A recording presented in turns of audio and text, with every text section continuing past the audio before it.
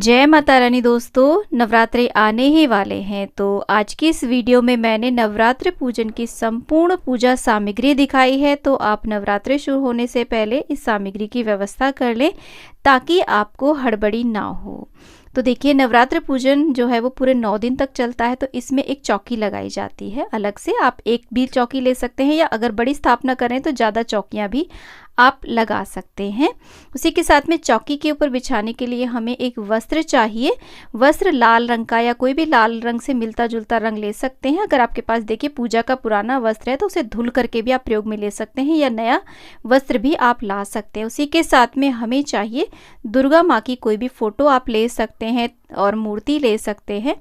इस प्रकार से जो शेरावाली माँ होती है ना, उनको आप ले लीजिएगा, जो भी उनके आप विग्रह आपके पास हो। साथ में गणेश जी हम लेंगे। गणेश जी आपके पास नहीं है तो सुपारी से भी बना सकते हैं। नवग्रह की भी इसमें स्थापना की जाती है, तो ऐसा यंत्र आप लेकर के आ सकते हैं, नहीं तो सुपारी से भी नवग्रह बना सकते हैं।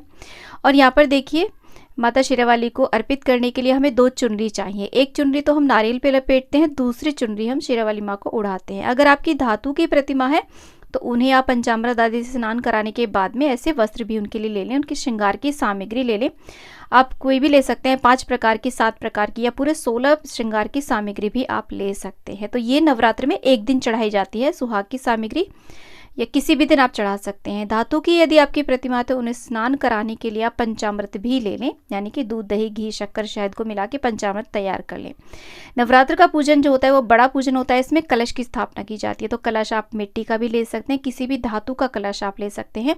प्लास्टिक का या लोहे का कलश हमें नहीं लेना है। उसी के साथ में देखिए, हमें गंगा जल की ज़रूरत होती है। जल चाहिए हमें कलश स्थापना के लिए। और यहाँ पर कलश में लगाने के लिए आम के या अशोक के पत्ते। 9 दिन की स्थापना है, 9 दिन कलश स्थापना रहेगी, तो आप बंच लगाइएगा, यानी कि टहनी लगाइएगा उसकी, आम की या अशोक की। और इसी के साथ में देखिए, कलश में डालने के लिए लौंग, इलायची, सिक्का, सुपारी, हल्दी की गांठ हम ले लेंगे। और कलश के ऊपर रखने के लिए एक नारियल लेंगे और एक नारियल लेंगे हम शेरावाली माता को भेंट स्वरूप अर्पित करने के लिए। तो हम 2 नारियल, पानी वाला, जटा वाला हमें नारियल लेना है। आप हिला करके देख लीजिएगा। उसी के साथ में देखिए, हमें चावल थोड़े ज़्यादा लेने हैं। तो एक तो हमें पूर्ण पात्र लेना है जो हम कलश के ऊपर रखेंगे। दूसरा, 1 कटोरी के करीब चावल जो लगेंगे वो कलश स्थापना में जो नीचे हम अष्टदल कमल बनाते हैं ना, चावलों से चावल की ढेरी लगाते हैं, उसके ऊपर ही कलश की स्थापना करते हैं। तो चावल हमें 1 कटोरी चाहिए। साथ में देखिए, नवरात्रि में ज्वारे उगाए जाते हैं, तो आप जौ ले लें। कहीं कहीं पर गेहूँ भी उगाए जाते हैं मिक्स करके, वो भी ले सकते हैं। कुंडा ले लें, आप यहाँ पर मिट्टी का कुंडा ले लें। ज्वारे उगाने के लिए हमें मिट्टी चाहिए। मिट्टी आप पहले ही ले आइएगा। अच्छी साफ़ सुथरी मिट्टी होनी चाहिए। आप किसी क्यारी से, पार्क से ला सकते हैं या नर्सरी से भी मिट्टी ला सकते हैं। अगर आप अखंड ज्योत प्रज्वलित कर रहे हैं तो एक हमें बड़ी अखंड ज्योत चाहिए, एक प्लेट चाहिए। और ये 1.25 हाथ की जो होती है, बाती होती है, इसे आप खुद भी बना सकते हैं कलावे से या कच्चे सूत से, या फिर आप मार्केट से भी, पूजा सामग्री शॉप से भी आप इस बाती को ला सकते हैं। अगर आप अखंड ज्योत नहीं जला रहे हैं तो इसे स्किप कर सकते हैं। ज्योत जलाने के लिए अगर आप अखंड ज्योत जला रहे हैं तो आपको करीब 1.25 किलो के करीब घी चाहिएगा, नहीं तो आप तिल का तेल भी ले सकते हैं। पूजा के थाल में हमें क्या चाहिए, तो देखिए यहाँ पर हम धूप ले लेंगे। धूप के साथ में एक दीपक, सुबह शाम एक दीपक जरूर जलाया जाता है अखंड ज्योत से अलग। तो एक हम दिया ले लेंगे। उसी के साथ में हम तिलक करने के लिए हल्दी, कुमकुम, चंदन और चावल का ये चौकटा रख लेंगे तिलक करने के लिए। और यहाँ पर देखिए, जनेऊ ले लेंगे हम। इस प्रकार से गणेश भगवान के लिए जनेऊ ले लीजिएगा। जनेऊ नहीं है आपके पास तो आप कच्चे सूत को 7 बार लपेट करके भी अर्पित कर सकते हैं। इत्र ले लेंगे। और यहाँ पर शहद का भोग भी माता रानी को अर्पित किया जाता है। तो नया कोरा शहद आप खरीद के ले आए, कोई भी छोटी सी डिब्बी। और अगर आप षोडश मातृकाओं की स्थापना कर रहे हैं तो हल्दी की काफ़ी सारी गांठें लगेंगी, और कलश स्थापना में भी हल्दी की गांठ हमें चाहिए, इसे आप ले लें। और यहाँ पर लौंग, इलायची का भोग रोज लगाया जाता है माता रानी को, तो आप हरी इलायची ले आइएगा 50 ग्राम के आसपास। और देखिए, जो हम अग्यारी करते हैं नवरात्रों में तो लौंग के जोड़े चढ़ाए जाते हैं, तो लौंग भी खरीद के ले आइएगा। ये बहुत कंपलसरी होती है नवरात्र के पूजन में। लौंग हम रख लेंगे। उसी के साथ में कपूर से भी हवन किया जाता है, तो ऐसी जो कपूर होती है वो आप रख लीजिएगा। कपूर से आरती भी की जाती है माता रानी की। और यहाँ पर देखिए, सुपारी हमें चाहिए। तो अगर आप देखिए नवग्रह की स्थापना सुपारी से कर रहे हैं तो आपको काफ़ी सारी सुपारी लगेंगी, 9 सुपारियाँ, और षोडश मातृकाओं के लिए भी 1 सुपारी। तो काफ़ी सारी आप सुपारी ले लेंगे। और इस तरीके से अगर आपके पास कुशा है तो कुशा ले लीजिएगा। और आचमनी जो पात्र होता है वो भी आप रख सकते हैं, या किसी गिलास कटोरी से भी ये काम कर सकते हैं। ये कंपलसरी नहीं है।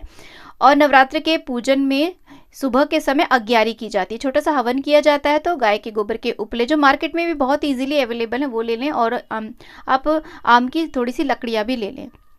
और देखिए, जब आप पूर्णाहुति हवन करेंगे अष्टमी या नवमी के दिन, तब आप चाहें तो ऐसी नवग्रह समिधा आती है, ये भी आप पूजा सामग्री शॉप से ला सकते हैं। ये हर ग्रह से संबंधित लकड़ी होती है, चाहे तो डेली इससे हवन कर सकते हैं या पूरे नवरात्र में एक दिन तो इससे हवन अवश्य करें। हवन सामग्री हम ले लेंगे, किसी भी अच्छे ब्रांड की आप हवन सामग्री ले सकते हैं, क्योंकि अग्यारी जो हम करते हैं उसमें इसकी ज़रूरत होती है।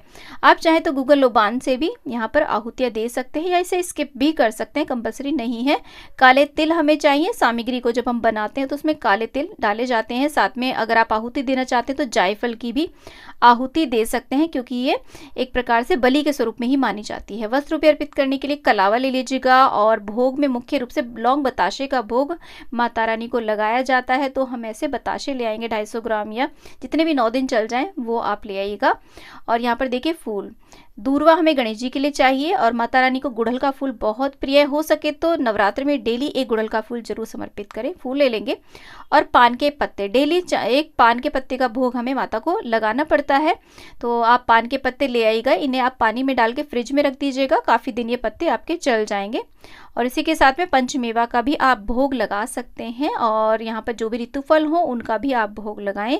वैसे नवरात्र के 9 दिन अलग अलग प्रकार के भोग माँ को लगाए जाते हैं, तो जो भी फल आपके पास हो उनका भोग आप लगा दें। और इसी के साथ में देखिए, नवरात्र के पूजन में कुछ पाठ भी किए जाते हैं, जैसे कि दुर्गा सप्तशती, नवदुर्गा, और यहाँ पर नवरात्र की व्रत की कथा भी करी जाती है।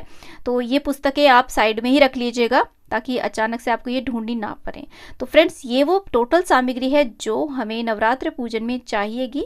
और इस सामग्री को देखिए आप और भी ज़्यादा बढ़ा भी सकते हैं, या फिर इसमें से कोई ऐसी सामग्री जो आपको नहीं मिल पा रही है तो कोई बात नहीं, आप बिना उस सामग्री के भी नवरात्र का पूजन कर सकते हैं। तो नवरात्र पूजन किस प्रकार से किया जाता है, इससे संबंधित ऑल इन ऑल टॉपिक्स पर वीडियोज़ ऑलरेडी मैंने अपलोड की हुई हैं, आप उन सभी को देख सकते हैं। प्लेलिस्ट हैं, उनका लिंक मैं आपको डिस्क्रिप्शन में या एंड स्क्रीन पे दे दूंगी, आप सभी वीडियोज़ को चेकआउट ज़रूर करें। और आने वाले समय में भी बहुत सारे वीडियोस आने वाले हैं, तो आप इसी प्रकार से हमारे चैनल पे बने रहें। तो वीडियो अच्छा लगा है तो प्लीज़ वीडियो को लाइक शेयर, चैनल को जरूर सब्सक्राइब करें, और कमेंट बॉक्स में जय माता दी अवश्य लिखें। जय माता दी।